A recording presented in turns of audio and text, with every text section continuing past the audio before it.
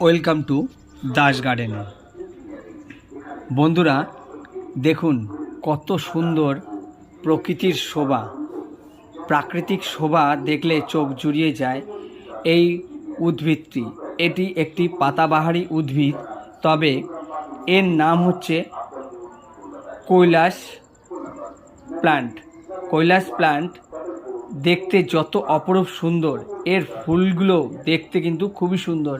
বাগানে যখন এর ফুল ফোটে, এই গাছে যখন এর ফুল ফোটে, তখন বাগানের শোভা, পাতার গাছের পাতার জন্য যত সৌন্দর্য বাড়ে, তার থেকে ফুলগুলো ফুটলেও কিন্তু এর শোভা আরও শতগুণ বেড়ে ওঠে।